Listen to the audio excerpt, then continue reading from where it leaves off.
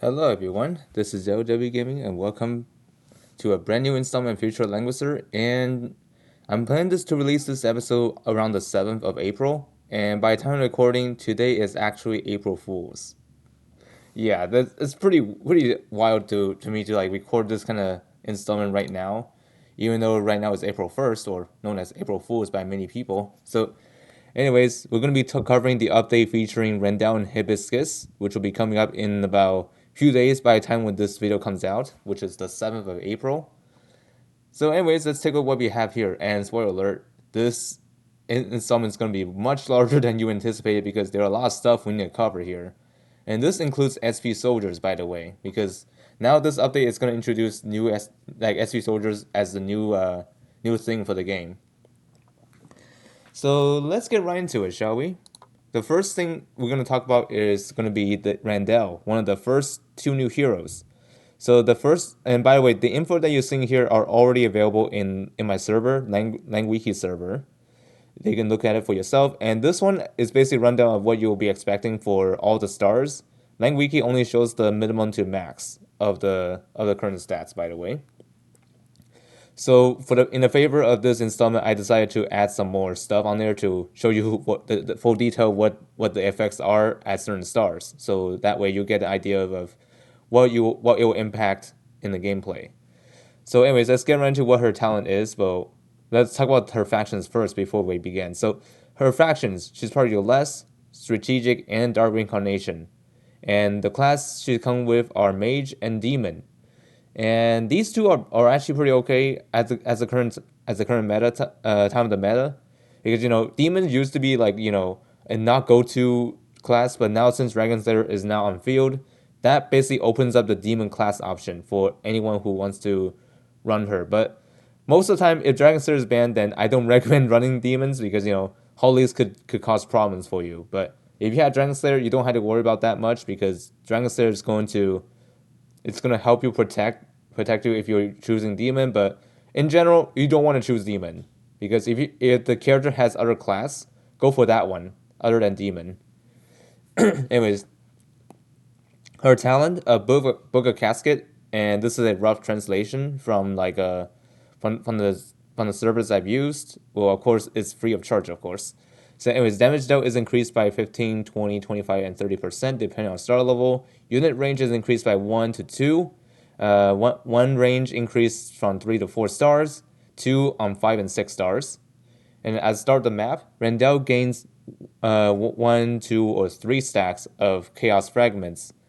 After taking action, if Randele moves 3 or more blocks during her turn, she gains 1 stack of chaos fragment, and the max stack is 5. After taking action, Randele can spend the Chaos Fragment stacks to cast Casket Dream's Abyss to an equal amount of enemies. So depending on how much stacks you have, you can cast multiple at once, up to a maximum of 5, I believe. After taking action, if you move 3 or more blocks this turn, the mobility for this unit's next turn is reduced by 2, and the cooldown of the current skill is increased by 1 turn.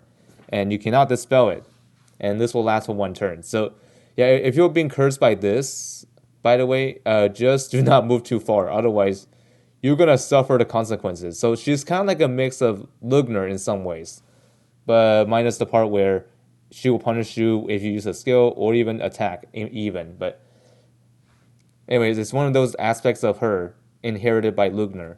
Basically, if you move too far, you'll suffer the consequence of reduced mobility, which is a big yikes if you're a rusher. Like if you want to go out there and then rush your enemy, be advised about Randele because she is a menace against rushers. That's for certain. And then for her skills, and this is also available on Langwiki server if you want to see it for yourself. Her kit is pretty interesting because even though she is a mage, she does have some stuff that could actually change up how she plays. So let's talk about what these are. So the one C skill she comes with is Casket's Dark Realm. This has no cooldown. You can self-cast and it's a single target. And it's a passive skill which will add 25% of Randele's M depth to int. When a talent skill effect is triggered, after taking action, Randele can choose to consume 1 stack of Chaos Fragment to restore an allied unit HP equal to 3 times of her int, and damage taken is reduced by 15% for 2 turns. So yeah, this skill is pretty helpful to have. But anyways, this skill is a new type of skill which you probably never seen before, because if you activate this skill, this one changes to another skill, which will basically, if you consume 1 stack of Chaos Fragment on yourself, and this will change to another skill called Cascade Scroll Unsealed. We'll talk about that when I'm there. So, anyways, the 1C skill here is another 1C skill is called Dark Run Walker. It's an active skill. Randele gains 2 stacks of Chaos Fragment, teleports 1 ally unit within within 2 blocks of Randele, and she will take all attacks for allies within 3 blocks. It ignores melee damage penalty. This effect lasts for 2 turns. Additionally, Randele gains next damage taken minus 80%, which can't be dispelled. Okay. Alright, before I get ahead of myself, I had to make some corrections before I proceed this again.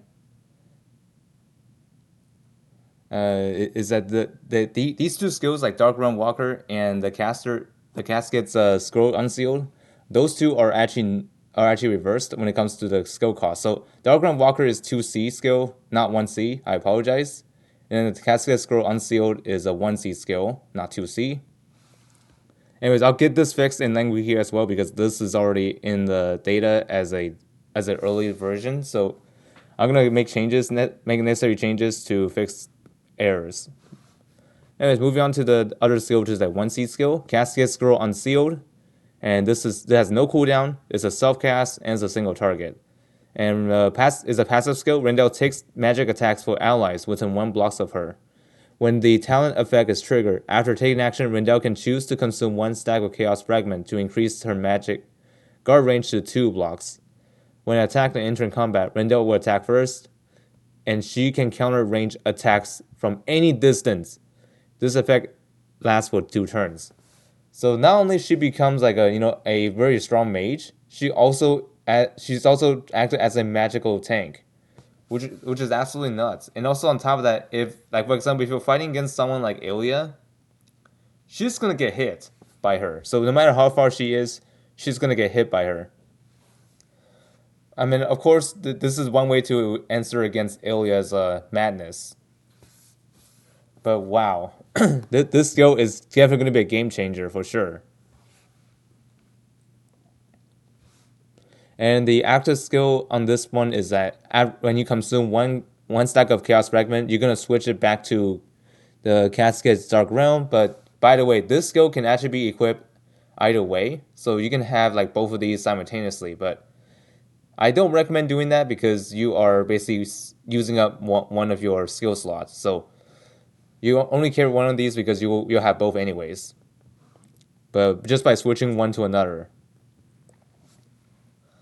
And finally, we had 3C skill called Frenzy of the Devouring Order. It's a 3-turn cooldown, 2 blocks, and it's a single target attack. And the passive part of this is that at the end of the action, if 2 stacks of chaotic fragments are consumed, or chaos fragment I mean, during this turn, the duration of Randele's buffs will not be reduced. Additionally, Randele can move 2 extra blocks and attack again. And there's a trigger cooldown on this. And this can be triggered again after 2 turns. And the magic damage on here is it does that to 1 target, dealing 1.6 times damage. For each skill the target has on cooldown, damage dealt is increased by 10%. After combat, applies Cascade Stream's Abyss to the target. If the enemy is eliminated, the Cascade Stream Abyss is also applied to 3 random enemies, which is absolutely nuts. So yeah, basically you'll add the stuff where it will punish opponents for moving too far. So yeah, that's Randele for you, and she is a perfect counter against Ilia. If you've been going crazy with like Ilia sniping your team nonstop, well, with Randele's addition, this will put an end to Ilia's madness. Well, we had to see how things go in Apex, because as far as I've heard, these 2 are actually optional, but I would say otherwise, because this character can be in fact a great unit to fight against Ilia for many reasons. Like, for one, You don't have to deal with her madness, like be able to like shoot you from afar, like sniping you. So you don't have to worry about that anymore because Randele is gonna be ensuring that you can do something to Ilya in return. I mean, you can already do this with like Thorns tanks, whatever, but that is not practical because you're not doing much damage back at her. But with Randele, she can just do full damage back at her, which is absolutely nuts. Okay, next up we got is Hibiscus. So Hibiscus has like a talent called Soul's Vision. And what it does, it increases her attack and crit by 10 to 25%, depending on star level. After taking action, Hibiscus can choose to apply Gaze on a nearby enemy within a straight line. After using a skill, the enemy is inflicted with skill damage minus 15 to 30%, and pierced effect, which cannot be guarded against Hibiscus attacks. And both effects last for 2 turns. Gaze and Pierce can't be dispelled and cannot be immune against. Gaze will be removed at the start of the second turn after it is gained or triggered. So yeah, her talent alone is absolutely crazy. Like she has 2 effects that are pretty unique. Like Gaze is basically the thing where it's going to like is like when an enemy uses a skill while being gazed, they're gonna have their skill damage reduction, and also they'll get the pierce effect as well. I believe. Oh, actually, pierce effect when they're gazed. Okay, makes sense. And then and also what happened with pierce is that you cannot, which means that if you're affected by this, hibiscus is gonna target directly at you, which means that the tanks will not be able to save you against her, which is absolutely nuts. And also many people are kind of confused about whether which ones are dispellable and which ones are like not immune against.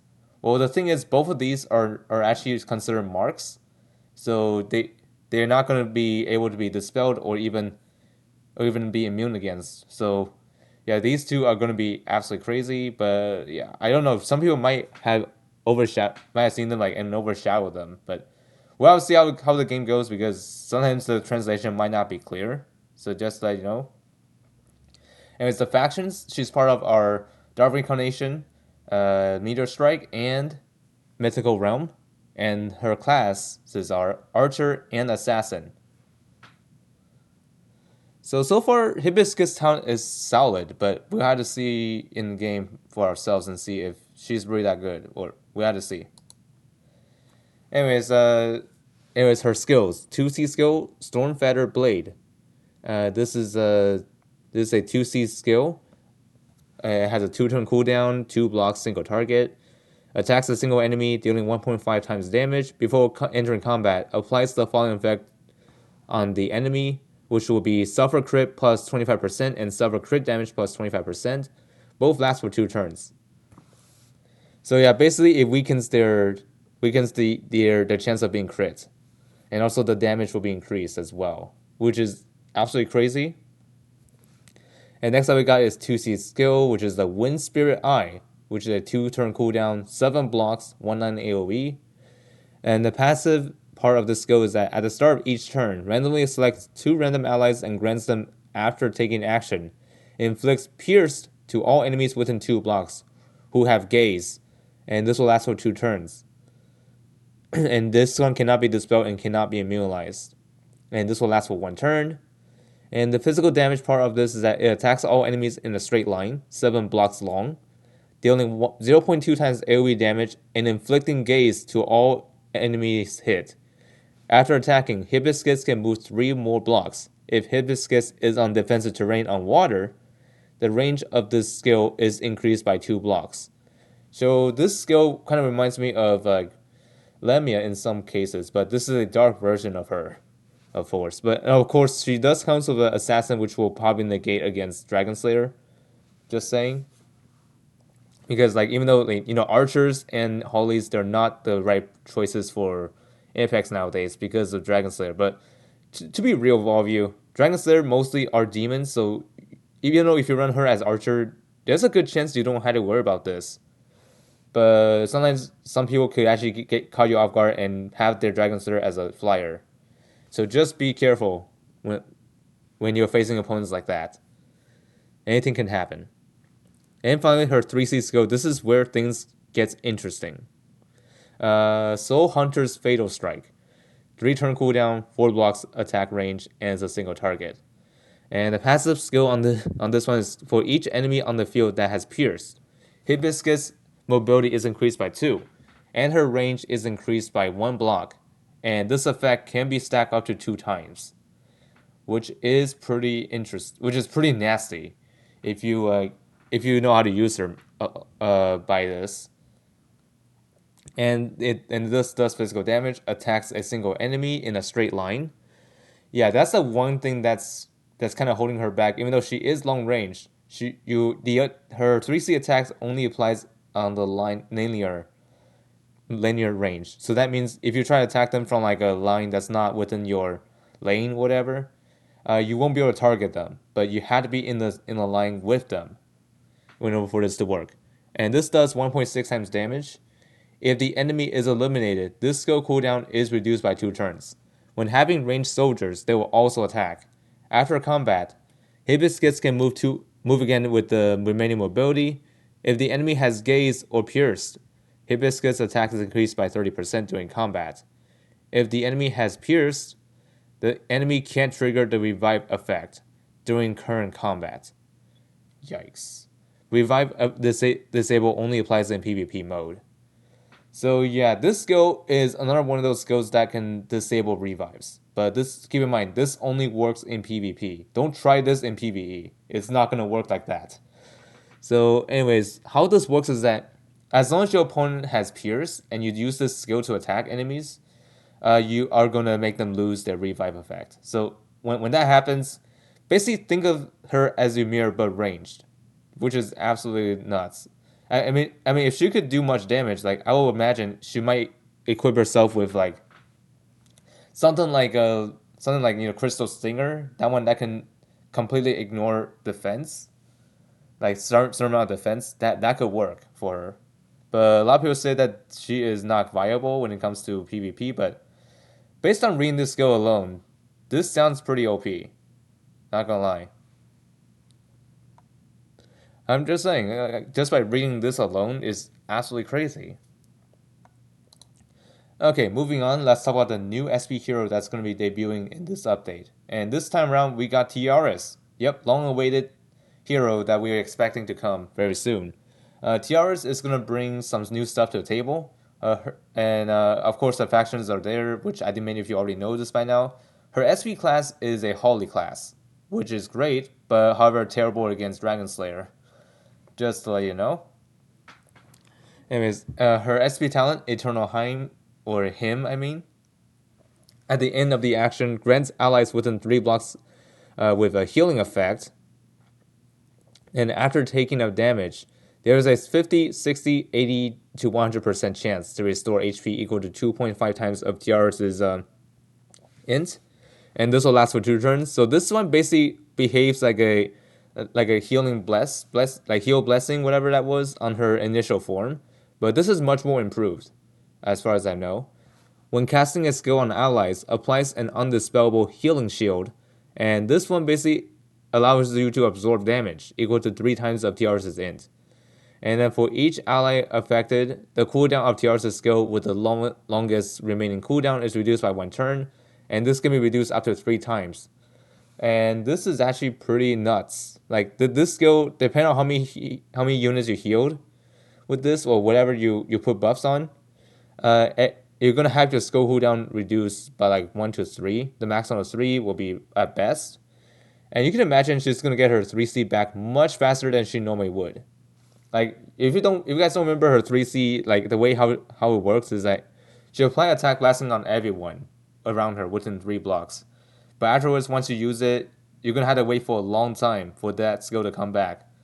But with SP talent for Tiaris, this will allow her to get that skill back faster than she normally would. So what I mean by that is that SP Tiaris' 3C, well, I mean not SP Tiaris, like Tiaris' 3C in general is like 9 turn cooldown, which is pretty long. But with this, if you've been healing a lot lately, you'll get it back in like probably like 3 turns, which is huge in many cases. And then the soldier unlock for this class is Fairy Spirit Prophets, which is excellent for her because she really needs it because nowadays she's kind of like a thing where she works best at healing, not attacking. But with this class, with this soldier, she's gonna be able to do a lot more than just a healer, which I'll talk about later on because her skills really changes her the way how you use her. So, anyways, these are her SP skills. The first one is her 2C, Resting Realm, 2 turn cooldown, 3 blocks AoE. And the command is that all allies within 3 blocks are immune to mobility down effects and fixed damage taken minus 35%. And this is a heal skill. This spells one random debuff from all allies within 3 blocks radius and restores HP equal to 3 times of Tiaris' int. Additionally, applies the special Resting Realm terrain effect at the target's center. And the command is that all ally units within 3 blocks gain defense and magic defense by 15%, and restores HP equal to 3 times of Tiaris' int at the end of their action, and this will last for 2 turns. The Resting Realm has a higher priority for terrain coverage. So what that means that this terrain will work as like if it's like a higher priority, like Jace's portal or vortex, I would say, like a Denkamo's portal, etc. All of those are considered high terrain priority. So that means you cannot overwrite them unless they're the same level. Anyways, the one C SP skill is the one that changes her fighting style. So this is a passive skill called Holy Light's Blessing. Normal attack range is increased by 2 and deals 1.5 times damage. When accompanied by ranged soldiers, they will also attack. After dealing damage to it with an active attack, restores HP to all allies on the field with healing and healing shield, and equal to 2 times of Tiaris' int. Which both of these added to the allies, which is pretty nice. Like basically, the healing is actually like a whole field, which is absolutely crazy if you think about it. So yeah, what I think about SBTRs, she's an excellent addition if you need if you need a healer nowadays. But I think by this point you already have someone like Celica that can do the job. But if you don't have Celica, TRs works fine too. But just bear in mind if you want to have like a full advantage of like a healing support, I would say Celica is still the best out there. But Tiaris is just there as a secondary option if you don't have any other choice. Anyways, moving on to the next part of the section, which is pretty much new here because now I'm starting to talk about what are the new SP soldiers that's going to take part of here. So the new SP soldiers, there are 3 new ones in fact. The first one is Holy Knight. And what this does is that the SP soldier skill is that it does magic as usual. Hero's healing effect is increased by 15%. When moving through allies, units does not consume ability, and after taking action, restores ally soldier HP that the unit passed by 30%, which is pretty helpful if you want to heal your team a lot. All you have to do is just pass through them, and then they'll get healed. And the units that can use this that are added to the pool are Lugner, Almeida, Celica, Ashamar, Enya, Alma, and Sissy White. These are the 7 heroes that will be using this once you unlock the SP. And we'll talk about how you unlock SP soldiers later on in the video, because this is very important. And also, by the way, SP soldiers sometimes do unlock additional heroes, like unlock heroes that can use the soldier. So this is one example where these heroes previously weren't able to use the soldier. Now they can in the SP form, which is pretty nice. But however, there are some cases where SP soldiers does not bring new heroes into the usage, so just keep that in mind. Next up is the Spider Demon Elf, and this one has like as usual does a normal attacks does magic. When actively attacking, ignores 20% of enemies' MDef, and unit ignores class advantage / disadvantages. Before combat, reduce target's enemy mobility by 3 for 1 turn. Pretty nasty if you think about it. This soldier as an SP, yikes. If you ever see this soldier, just be careful because SP Spider Demon Elf is no joke. And also on top of that, as long as they're attacking, they're not gonna suffer the class advantages and disadvantages, which makes them very very menacing to face. And the 5 heroes that can use this additionally are Ao, Patsier, Ferkia, Hiei, and Evil God Kruger. And these 5 heroes are pretty nice to have, especially Ao. Like Ao is still out there in the meta, and with this SP soldier, I can imagine more heroes from before are gonna return. But I don't know how Waifu War is gonna handle this since SP soldiers are gonna be a thing later on in the future. I don't know if they're gonna do something like ban certain SPs because some SP soldiers can be out of control sometimes and could be too much for Waifu Wars standards. We'll have to see how they'll manage this. But anyways, moving on to the last part, which is the wizard SP soldier, and this does not add any heroes to this list. So yeah, this basically just add the new skill for the soldier. So what it does that this does magic as usual. When actively attacking and entering combat, soldiers attack plus 45%, and range damage taken is reduced by 25%. So what do I think about this soldier? Pretty nuts, absolutely nuts. Like if you've been using like a wizard quite a lot lately, you're gonna love this upgrade because this one allows you to attack, but also let you take less damage against range attacks if they have the guts to fight back. Okay, moving on to the next part of it. Man, that was a long talk about the first part of the video. Jesus Christ. So anyways, let's move on to the banners now. So these are the banners listed here. I'm not going to go through all of these because honestly, this will make the video too long. So I'm not going to explain all of it. So you can pause the video to look at what banners you'll be expecting here. So as you can see, these are all the ones you'll be expecting. And this time around, there aren't any of those classic Destiny banners such as Landius, Julia, and Jugler, one of those cycles. Yeah, it does not appear in this update apparently, but I don't know. Things might change later on, but we'll have to see. Okay, next up, let's talk about some changes, like what events / changes to expect here. We're gonna be expecting the Lolo Draw event, which is I think it's for anything actually in general. I think it's like probably the soldier skin. I'm not too sure, but we'll see it. But anyways, the one thing we'll be anticipating is Forbidden Battlegrounds return. Yep, it's that time again. Get those controller points. And then the new changes which you expect here are we'll be seeing a level 75 Aniki stages available in the place for SP soldier materials. And by the way, this difficulty is the place where you get SP soldier materials, which is a key important factor if you want to increase their SP class. And keep in mind, unlocking soldier SP isn't as expensive as unlocking SP heroes because all you need is just their materials and 40 challenge points to unlock it. And then in this update, you'll now be able to skip first time class change animation. So remember the time when you trying to upgrade their class for the first time, you're gonna have to wait. You had to sit and wait for the full animation to play out, which can be atrocious in many ways. But now in this update, you will be able to do that. You will be able to skip it completely, and this will not waste any more of your time, which is pretty nice.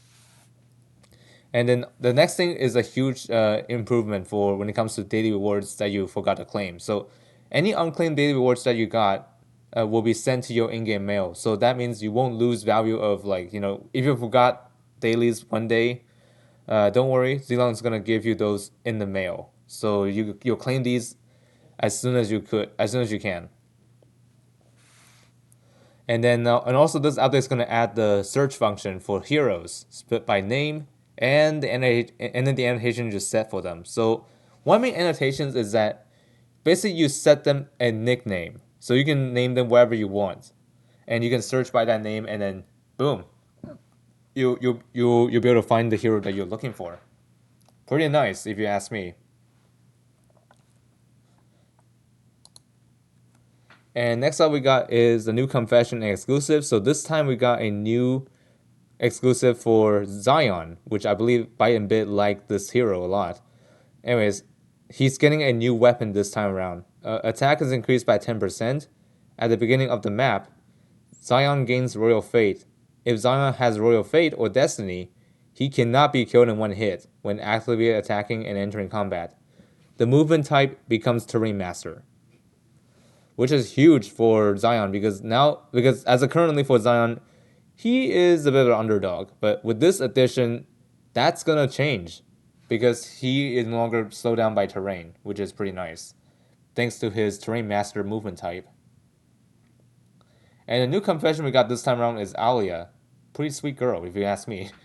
We'll be seeing how many battles we brought Alia in battles later on in the future. Later on in this update. Okay, next up, let's talk about the new casting skills. So in this update, they have nerfed the amount of castings distribution. Releases from 4 to 2. So now we're only getting 2 castings in this update. So the first one goes to Grenier. Tenacity lasts 1 additional turn, and max stack is increased by 1. After using My Time to Shine skill, all Legion of Glory allies gain My Turf special terrain on their positions, which is pretty huge for Grenier lovers or Grenier users, I would say. Like if your team is full of Legion of Glory units, everyone's gonna benefit the turf terrain, which is basically his flag. It will be placed on everyone that's part of the Glory team. Absolutely crazy, and also pretty nice buff for Grenier. And finally, we have Tiaris. Tiaris, being a new SP in this update, really deserves casting because Zilong doesn't want to make the same mistake again, where they release SP but no casting, which could hurt them in the long run. So now they're going to release them both simultaneously. So, anyways, Tiaris is casting increases her int by 5% and applies buff effects last for 1 additional turn. So what I mean by this, it's pretty short and simple, really. Like any buffs that Tiaris applied, it's gonna last 1 additional turn. So think of this like Jugler's plushie, but for all the skills she has. Pretty nice, if you ask me. And finally, before we leave off this video, there's a bit of a reminder on the next upcoming major update, which I think many of you are gonna get hyped up about because the next major update is gonna be the collab update with Dead or Alive 6 or DOA 6 for short. This will be next month, by the way. And so that means you're going to need to save up for them if you like their series as a whole or if you're a collab collector. But spoiler alert, you might want to get them anyways because there's at least 1 unit in this 3 editions. Does impact Apex, by the way. In some aspects because she comes with like a potential 5 act again if I remembered. Pretty crazy stuff. But we had to see because since Langrisser is on the field now, I have a feeling that this could be a mixed bag. But we'll have to see how she goes because she can be pretty strong if used right. So anyways, that's about it for me. Hope y'all find this video helpful or informative. And I apologize that this episode is so long because of how much stuff is crammed in here. So anyways, see y'all next time.